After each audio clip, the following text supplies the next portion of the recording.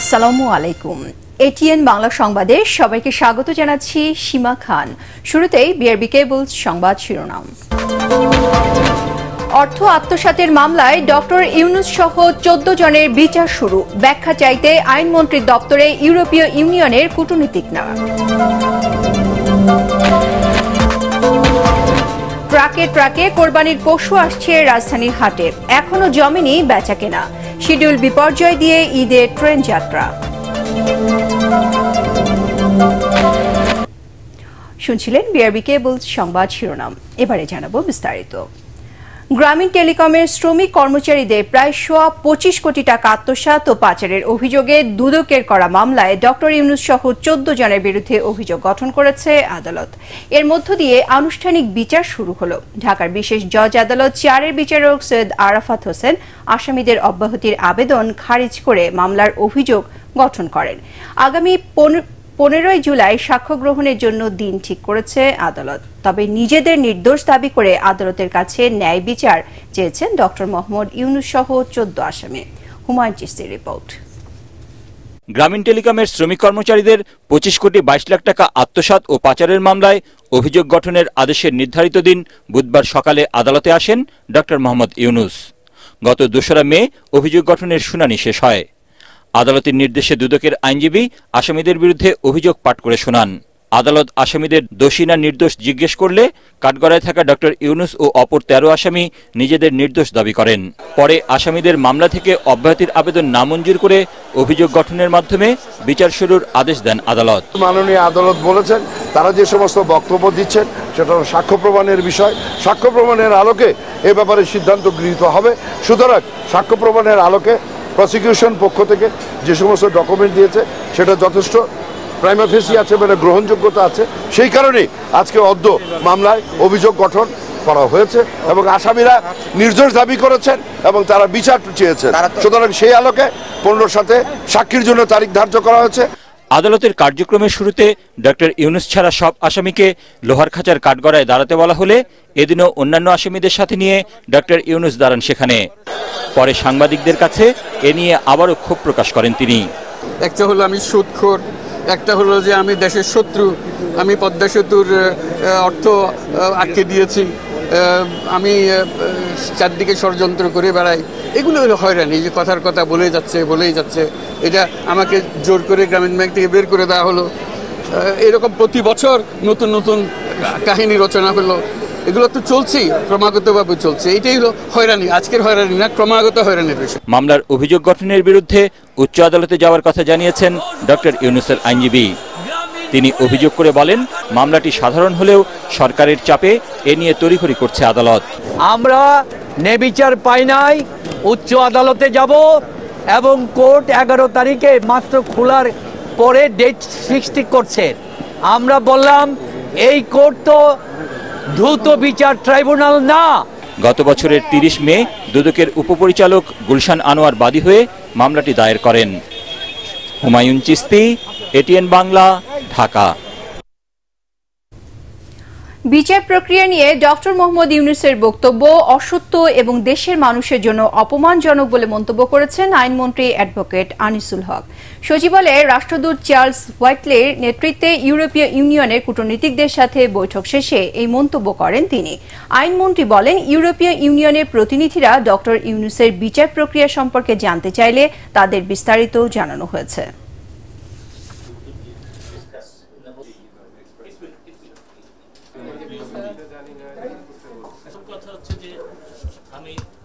Tax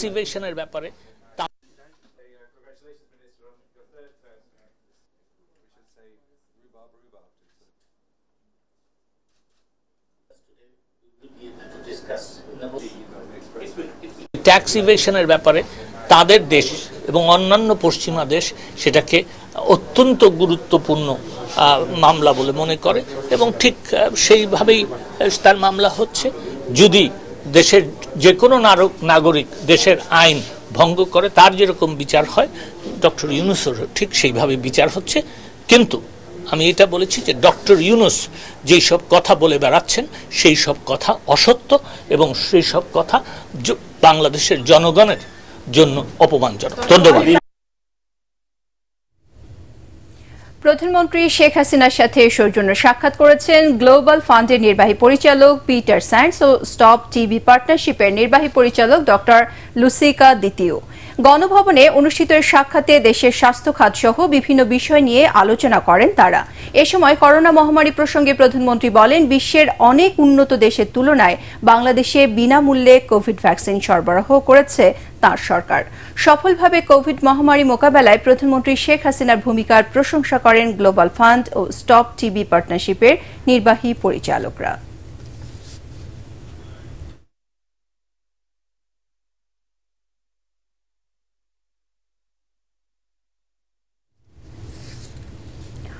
ঈদুল আজহাকে কেন্দ্র করে এখনও রাজধানী অন্যতম কোরবানি পশুর হাট গাবতলীতে বেচাকেনা জমে ওঠেনি। তবে ট্রাকে ট্রাকে দেশের বিভিন্ন স্থান থেকে প্রচুর গরু আসছে হাটে, ক্রেতারাও ভিড় করছেন। তবে কেনার চেয়ে বাহারি গরু, খাসি ও মহিষ ঘুরে ঘুরে দেখছেন তারা।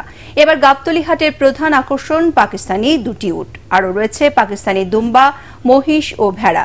বিক্রেতারা জানান, শুক্রবার থেকে পুরোদমে জমে উঠবে বেচাকেনা।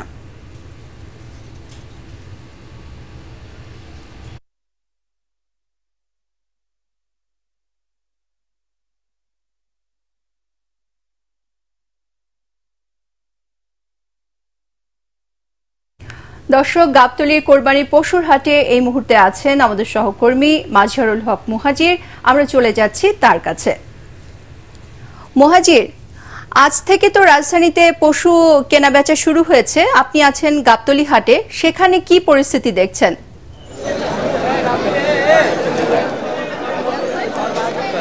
সীমা, আপনি যেমনটা বলছিলেন যে গাবতলী হাটে পশু বেচাকেনা শুরু হয়েছে, আসলে আনুষ্ঠানিকভাবে কিন্তু আগামীকাল থেকে পশু বেচাকেনা শুরু হলেও আজ থেকে গাবতলী হাটে পশু বেচাকেনা শুরু হচ্ছে। কিন্তু একটা বিষয় যেটা আমি বলতে চাই যে ঈদের কিন্তু আর মাত্র কয়েকটা দিন, সেই কয়েকটা দিন বাকি থাকলেও গাবতলী হাটে এখানে যারা আসছেন বেচাকেনা, আমরা গরু কিনতে সেভাবে কিন্তু দেখছি না।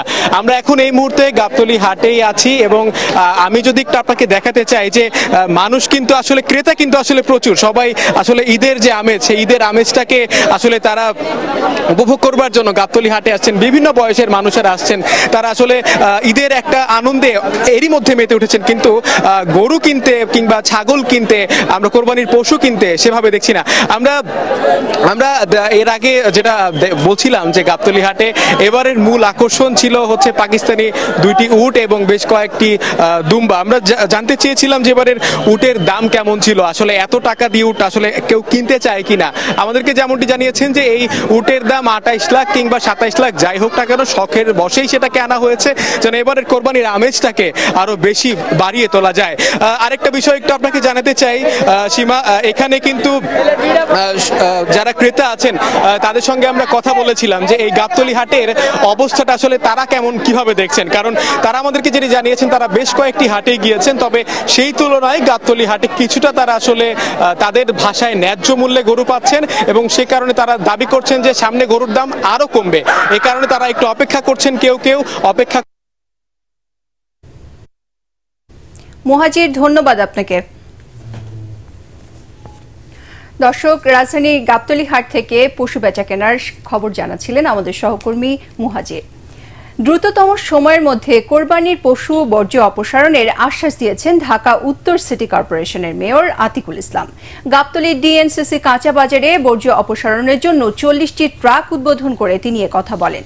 এদিকে জাতীয় ঈদগাহের প্রস্তুতি পরিদর্শন শেষে ঢাকা দক্ষিণের মেয়র ফজলে নূর তাপস 24 ঘন্টার মধ্যে আধুনিক যন্ত্রপাতি দিয়ে কোরবানির সকল বর্জ্য অপসারণের আশ্বাস দেন। খায়রুল ইসলামের রিপোর্ট। রাজধানীর কুরবানির পশুর বর্জ্য অপসারণে ঢাকা উত্তর সিটি কর্পোরেশনের বহরে যুক্ত হল 40টি ট্রাক, যার মধ্যে রয়েছে 32টি ডাম্প ট্রাক ও 8টি কম্প্যাক্ট ট্রাক।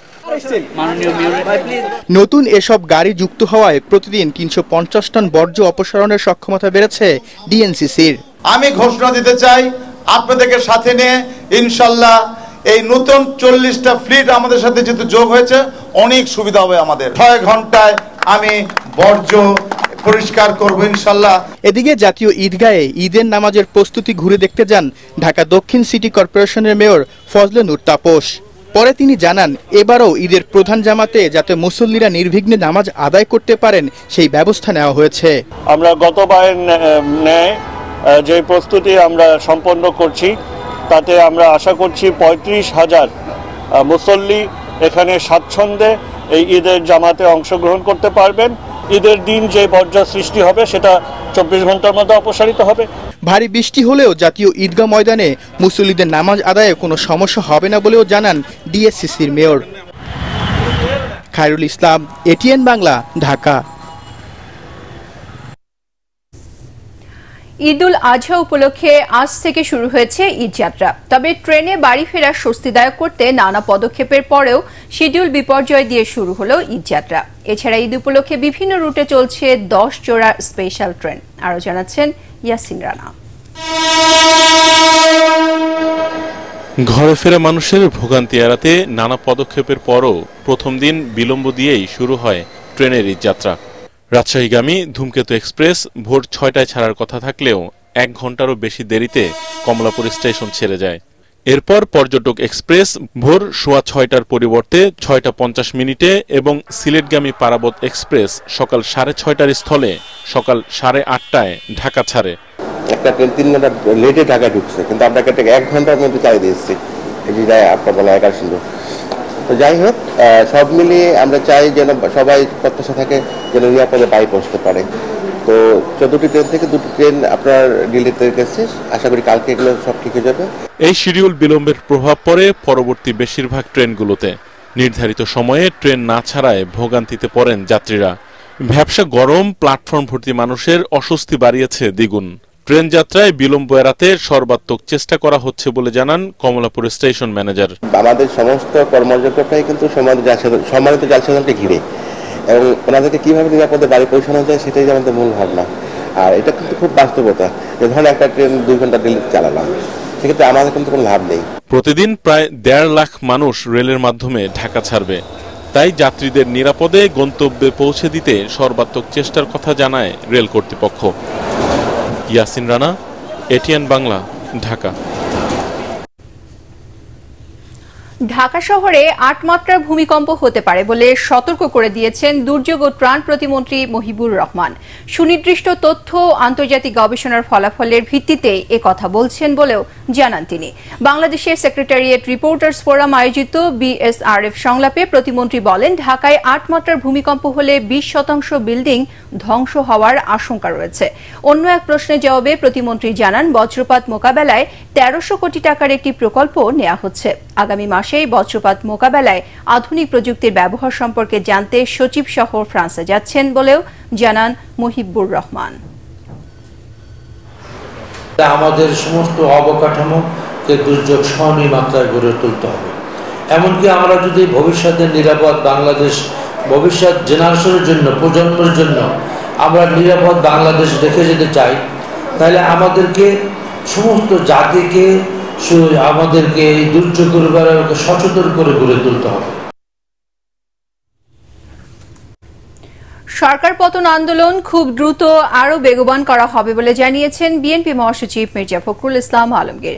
সরকার বিরোধী আন্দোলনে থাকা রাজনৈতিক দলগুলোর সাথে এর কৌশল নির্ধারণে আলোচনা চলছে বলেও জানান তিনি। ঢাকা রিপোর্টার্স ইউনিটিতে বিপ্লবী ওয়ার্কার্স পার্টির প্রতিষ্ঠা বার্ষিকী উপলক্ষে আলোচনা সভায় বিএনপি মহাসচিব এসব কথা বলেন। দেশ ভয়াবহ রাজনৈতিক ও অর্থনৈতিক সংকটে অভিযোগ করে মির্জা ফখরুল বলেন, আওয়ামী লীগকে রাষ্ট্র ক্ষমতা থেকে সরাতে না পারলে দেশের অস্তিত্ব থাকবে না।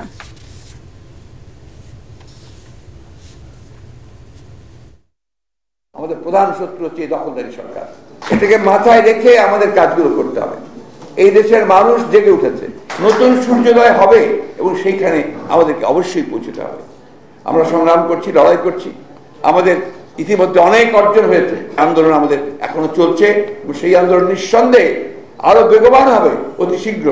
আবার আহ্বান জানাই, যে যেখানে আছেন, যে অবস্থায় আছেন, সবাই একসাথে এসে আসুন, আমরা সবাই একসাথে এই লড়াইটা করি।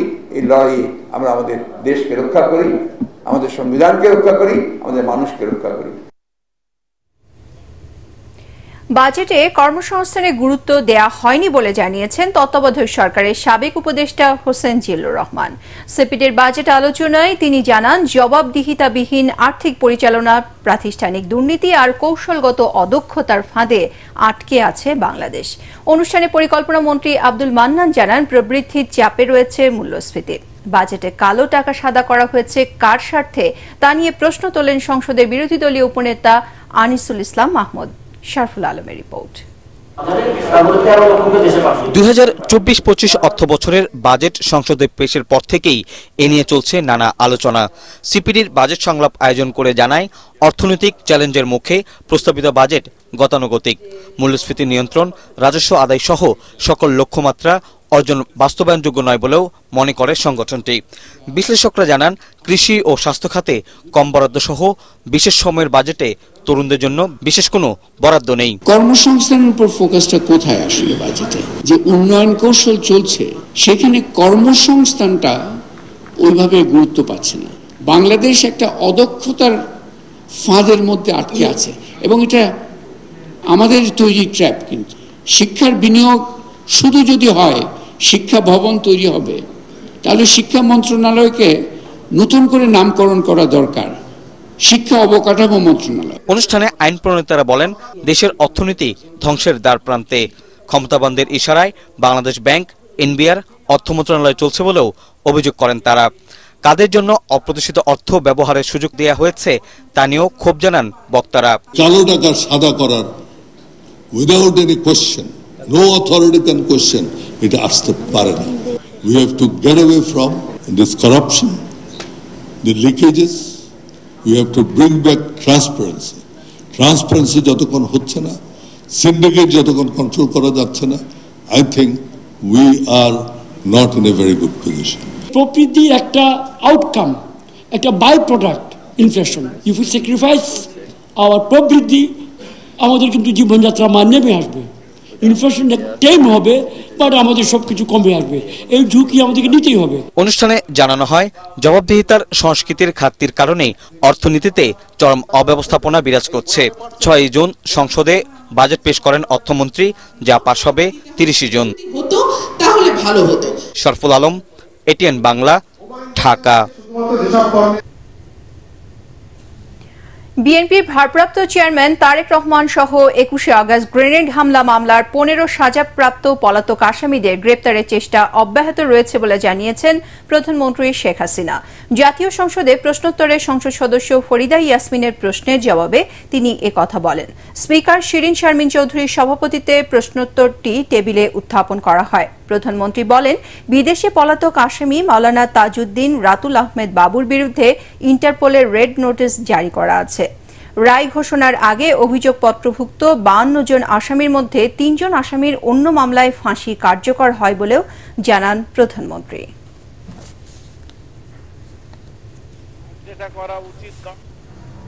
এবারে বিকাশ ঈদ কেনাকাটা।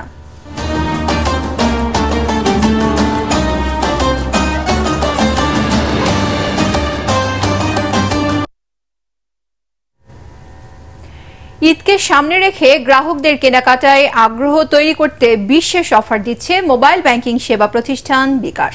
ক্যাম্পেইন চলাকালীন নির্দিষ্ট আউটলেটগুলোতে নির্দিষ্ট পরিমাণ কেনাকাটায় এই অফার পাচ্ছেন ক্রেতারা। ঐশী গোস্বামী প্রমার রিপোর্ট। কোরবানির ঈদের মূল আকর্ষণ পশুর হাট নিয়ে থাকলেও ঈদের দিনকে ঘিরে বাহারি পোশাকের উপর আলাদা আকর্ষণ থাকে ক্রেতাদের। তাই তো এবারের ঈদে ক্রেতাদের পছন্দ ও ভালো লাগার পাশাপাশি গরমকে মাথায় রেখে ফেব্রি লাইফে পাওয়া যাচ্ছে আরামদায়ক সব পোশাক। মেন্সের মধ্যে হচ্ছে টি শার্ট, পলো টি শার্টস আর হচ্ছে প্যান্ট টি শার্ট যেগুলো হয় সেগুলো পাওয়া যাচ্ছে। আদার্সও আমাদের টি শার্টের মধ্যে ভেরিয়েন্ট আছে, বড় টি শার্টস যেগুলোর মধ্যে বিভিন্ন কালার আছে। অ্যান্ড কিডস জোন আছে, আমাদের কিডস জোনগুলো হচ্ছে পলো টি শার্ট কিডসও পাওয়া যাবে, আর কিডসের মধ্যে ট্রাউজার এগুলো পাওয়া যাচ্ছে। এর আগে 10% ক্যাশব্যাক যে নেবে সে সর্বোচ্চ 200 টাকা ক্যাশব্যাক পাচ্ছে, আর হচ্ছে দিনে একবারে 100 টাকা পাবে। প্রতিবারের মতো এবারের ঈদেও গ্রাহকদের কেনাকাটার সুবিধায় বিকাশ দিচ্ছে 10% ক্যাশব্যাক। ক্যাম্পেইন চলাকালীন ফেব্রি লাইফের সবগুলো আউটলেটে এ সুবিধা পাচ্ছেন গ্রাহকরা। ঐশী গোস্বামী প্রমা, এটিএন বাংলা, ঢাকা। এই ঈদে দেশ জুড়ে কেনাকাটার ফুর্তি হবে শুধু বিকাশে, সাথে ডিসকাউন্ট কুপন, ইনস্ট্যান্ট ক্যাশব্যাক। সেনাপ্রধান জেনারেল এস.এম. শফিউদ্দিন আহমেদকে বিদায়ী সংবর্ধনা জানিয়েছে সেনাবাহিনীর আর্মড কোর, ইঞ্জিনিয়ার্স কোর ও ইনফ্যান্ট্রি রেজিমেন্ট। বগুড়া সেনানিবাসের আর্মড কোর সেন্টার অ্যান্ড স্কুলের প্যারেড গ্রাউন্ডে 3টি কোরের সমন্বয়ে গঠিত একটি চৌকস দলের বিদায়ী কুচকাওয়াজ প্রদর্শন করে। আনুষ্ঠানিকতা শেষে general S M. Shafiuddin Ahmed colonel commandant হিসেবে তাঁর নেওয়া পদক্ষেপগুলো তুলে ধরেন। পাশাপাশি কর্নেল কমান্ড্যান্ট হিসেবে দায়িত্ব পালনকালে সর্বাত্মক সহযোগিতা করার জন্য ধন্যবাদ ও কৃতজ্ঞতা জানান তিনি। আর্মড কোর, ইঞ্জিনিয়ার্স কোর এবং ইনফ্যান্ট্রি রেজিমেন্ট তাদের নিজ নিজ ক্ষেত্রে উন্নতি ও অগ্রগতির ধারা অব্যাহত রাখবে বলেও তিনি আশাবাদ ব্যক্ত করেন বিদায়ী সেনাপ্রধান। গোপালগঞ্জের টুঙ্গিপাড়ায় জাতির পিতা বঙ্গবন্ধু শেখ মুজিবুর রহমানের সমাধিতে শ্রদ্ধা জানিয়েছেন নবনিযুক্ত বিমান বাহিনী প্রধান এয়ার মার্শাল হাসান মাহমুদ খান। সকালে তিনি এ শ্রদ্ধা জানান। এ সময় বিমান বাহিনীর একটি চৌকস কন্টিনজেন্ট তাকে গার্ড অব অনার প্রদান করে। এরপর শ্রদ্ধা জানান তার পত্নী এবং বিমান বাহিনী মহিলা কল্যাণ সমিতির সভানেত্রী সালেহা খান। শ্রদ্ধা নিবেদন শেষে বঙ্গবন্ধু সহ 1975-এর 15 আগস্ট নিহতদের আত্মার শান্তি কামনায় ফাতেহা পাঠ ও দোয়া মোনাজাতে অংশ নেন তারা। বিমান বাহিনীর ঊর্ধ্বতন কর্মকর্তারা এ সময় উপস্থিত ছিলেন।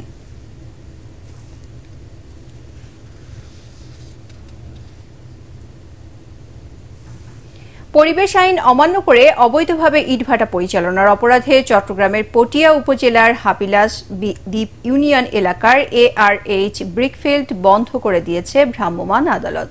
পরিবেশ অধিদপ্তর ও চট্টগ্রাম জেলা প্রশাসনের যৌথ অভিযানে অবৈধ ইটভাটার চিমনি ধ্বংস করে সব কার্যক্রম বন্ধ করে সেটি সিলগালা করা হয়। চট্টগ্রাম জেলা প্রশাসনের সিনিয়র সহকারী কমিশনার ও নির্বাহী ম্যাজিস্ট্রেট মোহাম্মদ মাজহারুল ইসলাম চৌধুরী জানান, চট্টগ্রামের সব অবৈধ ইটভাটার বিরুদ্ধে অভিযান অব্যাহত থাকবে। এদের কোনো ডকুমেন্ট ছিল না, এদের কোনো, আমরা ওনাদের কাছে চেয়েছি যে আপনারা লাইসেন্স দেখেন, যথাযথ কর্তৃপক্ষের লাইসেন্স দেখেন।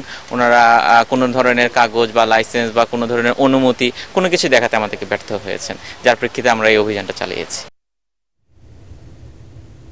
লক্ষ্মীপুরে নিয়ম নীতি তোয়াক্কা না করে খোলা ট্রাকে বালু পরিবহন করা হচ্ছে। এতে ধুলা বালু দূষণে অতিষ্ঠ শহরবাসী, আক্রান্ত হচ্ছে নানা রোগে।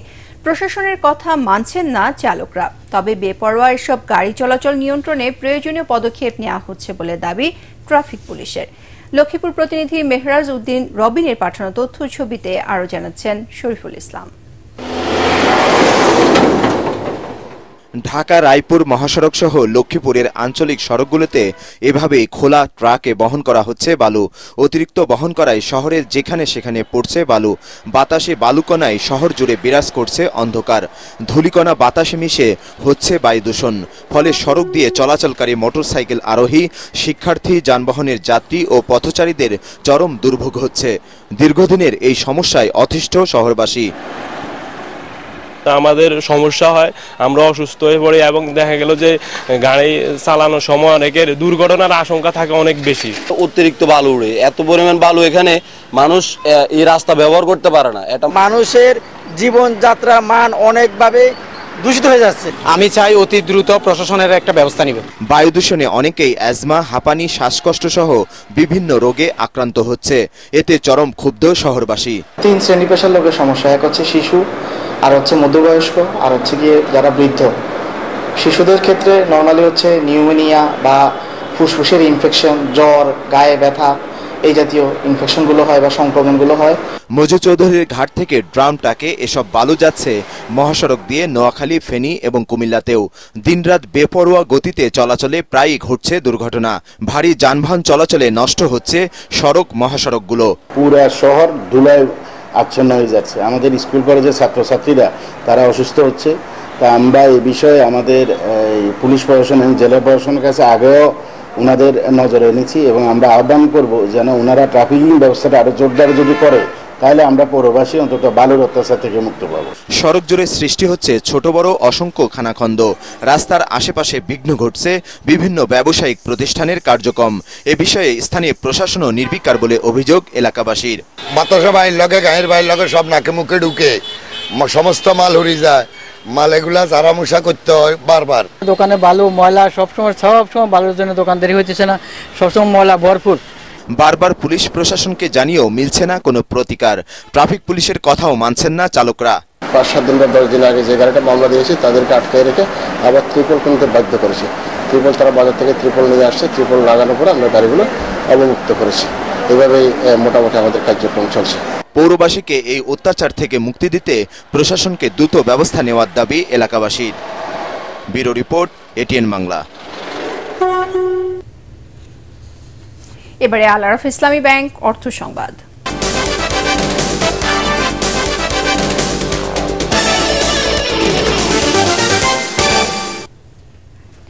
সোশ্যাল ইসলামী ব্যাংকের 5টি নতুন এজেন্ট ব্যাংকিং আউটলেট উদ্বোধন করা হয়েছে। রাজধানী প্রধান কার্যালয়ে আয়োজিত অনুষ্ঠানে প্রধান অতিথি হিসেবে ব্যাংকের ব্যবস্থাপনা পরিচালক ও প্রধান নির্বাহী জাফর আলম এজেন্ট ব্যাংকিং আউটলেটগুলো উদ্বোধন করেন।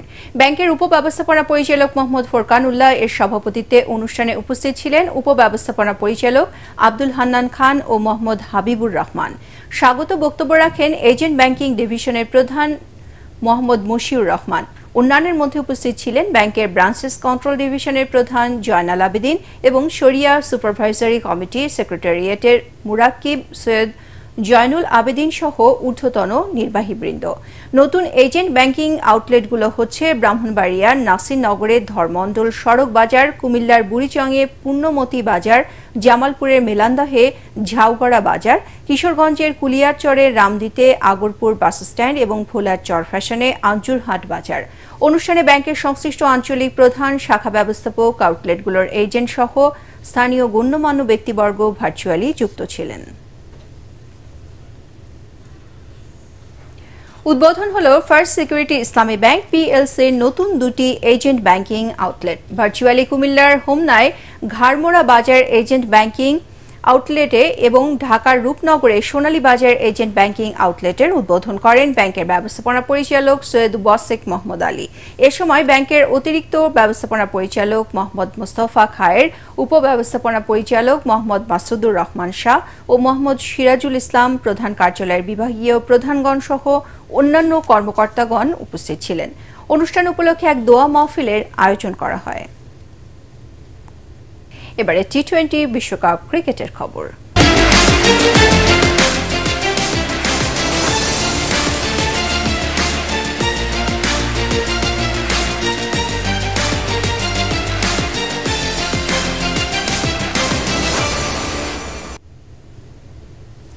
টি-20 বিশ্বকাপের সুপার 8-এ খেলার আশা বাঁচিয়ে রাখতে চায় নেদারল্যান্ডসের বিপক্ষে জয় চায় বাংলাদেশ। তাছাড়া নেপাল শ্রীলঙ্কা ম্যাচ পন্ড হওয়ায় সুপার 8-এ খেলার সমীকরণটা আরও সহজ হয়ে গেছে টাইগারদের জন্য।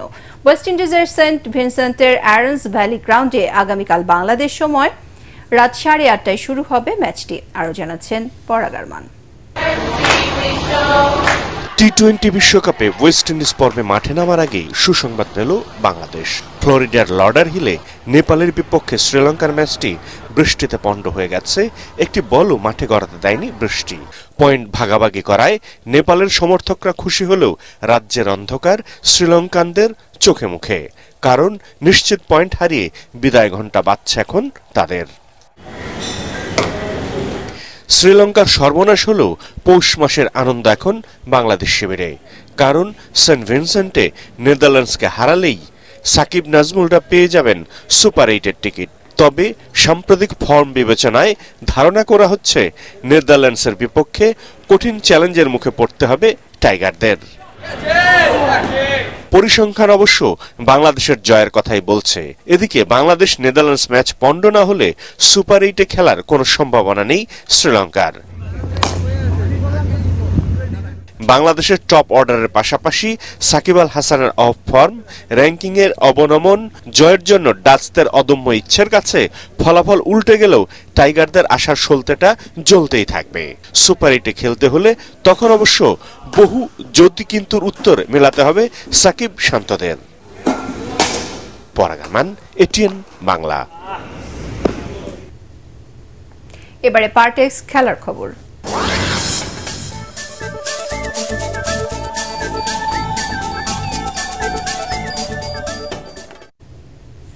রূপালী ব্যাংককে হারিয়ে নারী ডিপিএল ক্রিকেটে অপরাজিত চ্যাম্পিয়ন হয়েছে মোহামেডান স্পোর্টিং ক্লাব। সাভারে বিকেএসপিতে রূপালী ব্যাংককে 46 রানে হারিয়ে শিরোপা নিশ্চিত করে তারা। এতে টানা 9 ম্যাচে 9 জয়ে 18 পয়েন্ট নিয়ে চ্যাম্পিয়ন হয় সালমা খাতুনের দল, আর 16 পয়েন্ট নিয়ে রানার্স আপ হয় ঢাকা আবাহনী। সমান পয়েন্ট নিয়ে রান রেটে পিছিয়ে থেকে তৃতীয় হয়েছে নিগার সুলতানা জ্যোতির রূপালী ব্যাংক। শিরোপা নির্ধারিত ম্যাচে টস জিতে আগে ব্যাট করে আয়েশা রহমান ও সোভানা মুস্তাফিরের 50-তে 7 উইকেটে 249 রান তোলে মোহামেডান। আয়েশা 72 রান করেন, জবাবে 203 রানে অল আউট হয় রূপালী ব্যাংক। মোহামেডানের দিশা দীপকে 5 উইকেট তুলে নিয়ে রূপালী ব্যাংকে ধস নামান। অন্য ম্যাচে গুলশান ক্লাবকে 7 উইকেটে হারিয়েছে ঢাকা আবাহনী।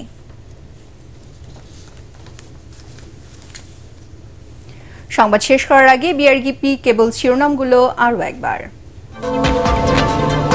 অর্থ আত্মসাতের মামলায় ডক্টর ইউনূস সহ 14 জনের বিচার শুরু। ব্যাখ্যা চাইতে আইনমন্ত্রীর দপ্তরে ইউরোপীয় ইউনিয়নের কূটনীতিকরা। ট্রাকে ট্রাকে কোরবানির পশু আসছে রাজধানীর হাটে, এখনো জমেনি বেচাকেনা। শিডিউল বিপর্যয় দিয়ে ঈদের ট্রেন যাত্রা।